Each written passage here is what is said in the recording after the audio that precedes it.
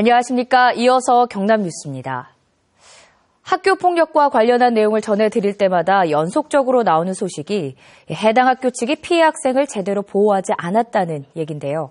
한 피해 학생은 교육청까지 찾아갔지만 우리 업무가 아니라는 답변을 들어야 했습니다. 하지만 KBS 보도 이후 교육청은 부랴부랴 진상조사에 나섰습니다. 김소영 기자입니다. 1년 동안 지속된 학교 폭력에 정신과 치료까지 받아야 했던 이모군. 학교 측은 피해자에게 필요한 심리 상담이나 보호 조치 대신 출석만을 강요했습니다. 저희 애가 그 반에서 그렇게 일어나고 애들 보는 그게 일단은 그 자리를 좀 피하고 안 만나고 제가 집에서 다독이고 싶은데 참다 못한 이군 어머니가 창원교육지원청을 찾아 학교의 대응에 문제가 없는지를 조사해달라고 요구했습니다. 민원을 접수받은 학교폭력 담당 부서는 교사에 대한 징계는 소관 업무가 아니라며 이군 어머니를 교원 담당 부서로 보냈습니다. 하지만 교원 담당 부서는 사립학교 교사에 대한 징계는 교육청의 권한이 아니라며 민원을 해당 학교에 통보하는 데 그쳤습니다. 네, 민원이 오면 저희들이 이제 알려주는 거죠. 알려서 이런 게 왔다. 민원이 왔으니까 학교에서 조사를 해라. 결국 KBS 보도 이후에야 상급기관인 경남도 교육청이 해당 학교에 대한 진상조사에 들어갔습니다. 창원 내에서는 조그만 학교폭력 사건이 일어나도 반드시 현장 점검을 나갑니다. 근데 그날 제가 마침 병가 중이어서 없었고 여러 가지 이제 연말에 바쁜 일이 있어서 못 갔던 점은 저희가 정말 잘못했다고 생각합니다. 학교폭력에 대해 적극적인 대응을 못하는 교육당국. 학교폭력 피해자들은 이중의 고통을 겪고 있습니다. KBS 뉴스 김소영입니다. 어제 오전 10시쯤 창원시 의창구의 한 택배회사 주차장에서 화물차 위에서 쇠파이프를 싣던 운전사 58살 김모 씨가 바닥으로 떨어져 숨졌습니다. 경찰은 숨진 김 씨가 쇠파이프를 지게차로 들어올려 화물차에 싣는 과정에서 쇠파이프에 떠밀려 바닥으로 떨어진 것으로 보고 사고 원인을 조사하고 있습니다. 창원 중부경찰서는 아파트 경비실에서 금품을 훔친 혐의로 24살 김모 씨 등 2명을 붙잡아 불구속 입건했습니다. 이들은 지난해 11월 창원시 의창구의 한 아파트 경비실로 도둑이 들었다고 전화를 걸어 경비원을 밖으로 유인한 뒤 경비실에 몰래 들어가 60만 원어치의 금품을 훔친 혐의를 받고 있습니다. 공직사회의 비리를 감찰하는 민간 암행어사가 공식적인 감시 활동을 시작했습니다. 어제 경남도청에서 위촉패를 받은 민간 암행어사 25명은 해당 시군에 거주하며 공직자 비리 정보를 수집해 감사부서에 통보하고 공직자의 금품, 향응수수, 인허가 비리, 부실공사 등을 현장에서 밀착 감시합니다. 홍준표 경남도지사가 현장의 목소리를 듣겠다며 새해 각 시군 방문을 하고 있는데요. 곳곳에서 홍 지사의 발언으로 불협화음이 잇따르고 있습니다.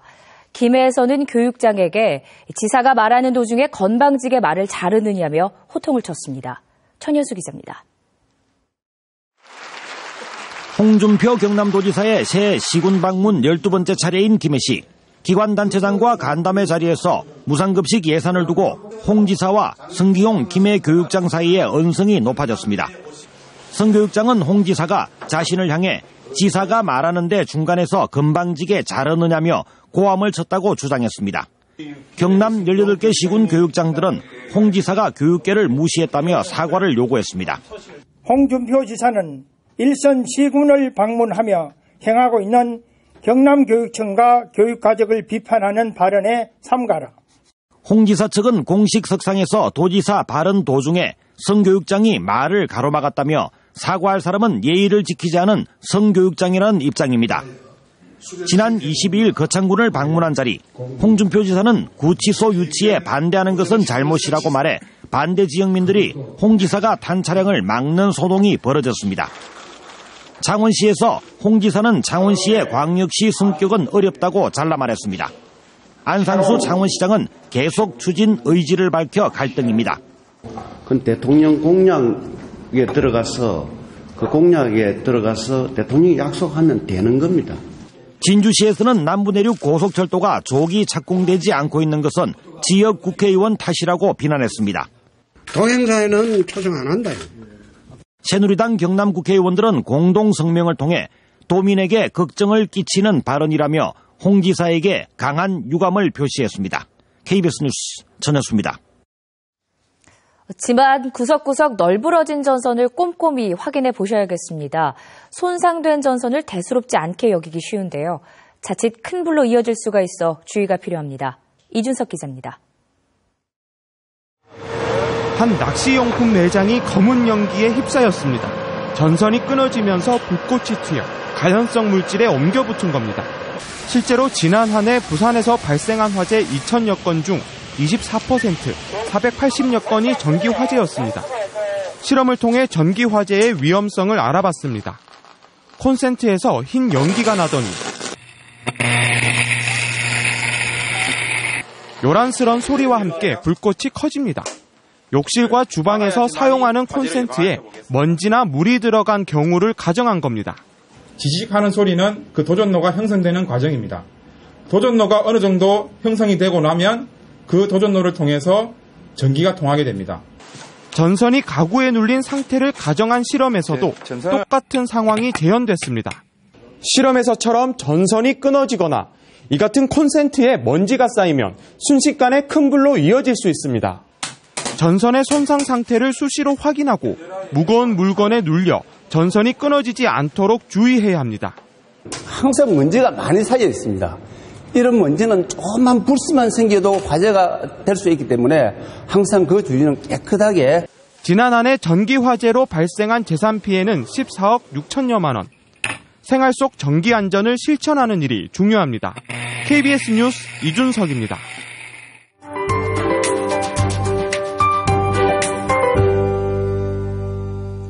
이틀 뒤면 달력이 한 장 넘어갑니다. 이번 주 날씨가 좀 변덕스러웠는데 오늘 낮부터 맑겠습니다.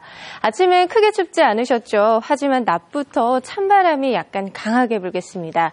일단 아침 기온 어제보다 5도가량 높게 출발했습니다. 한낮에는 8도로 기온은 어제와 비슷한데요. 바람 때문에 좀 쌀쌀하겠습니다. 큰 추위는 아니지만 그래도 오늘 따뜻한 옷차림으로 나가시는 게 좋겠습니다.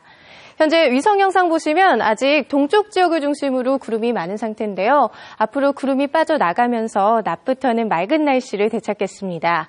오늘 아침 기온은 어제보다 높게 출발했습니다. 한낮 기온은 양산 8도, 김해 역시 8도 등으로 어제와 비슷하거나 조금 높을 것으로 예상됩니다.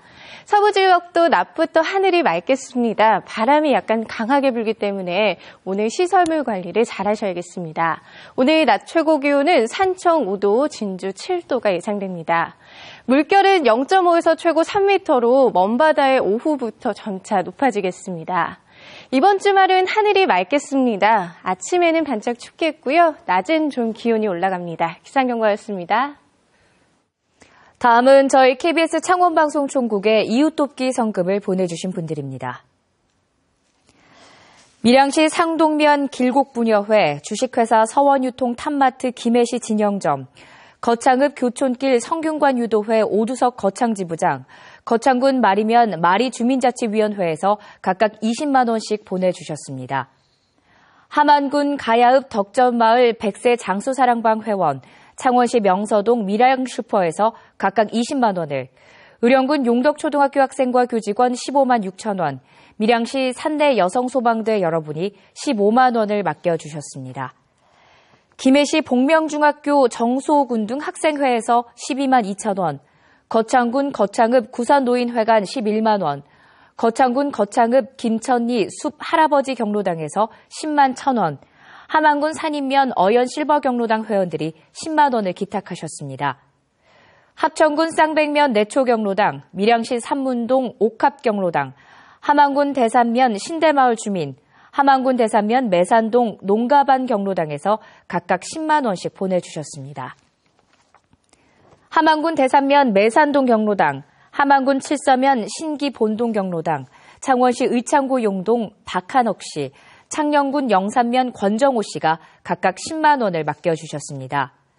대한숙박업중앙회 창녕군지부, 거창군 가조면 동예리 사양동 경로당, 거창군 가조면 대초리 대초노인회, 거제시 아주내고 경로당에서 각각 10만 원씩 기탁하셨습니다. 함안군 산인면 어연 경로당 회원, 창원시 의창구 용호동 최덕욕 씨, 밀양시 산회면 가회 송림보존회, 함안군 산인면 산발경로당에서 10만 원씩 보내주셨습니다. 함안군 군북면 새마을협의회와 새마을부녀회, 월천경로당에서 각각 10만 원을 보내주셨고 창원시 의창구 동읍 봉산경로당에서 10만 원을 맡겨주셨습니다. 김해시 외동 덕산아파트 이윤석 씨, 김해시 장유 부영 14차 서점희 씨, 합천군 용주면 고품이구 윤희안 씨, 의령군 용덕면 어화경로당에서 각각 10만 원을 보내주셨습니다. 의령군 용덕면 신소경로당 회원들이 10만 원, 창원시 마산회원구 추수화양이 59,770원, 합천군 대양면 아천 한의경로당 강주석 회장과 회원들이 5만 원, 창원시 마산회원구 추유정양이 35,330원을 맡겨주셨습니다.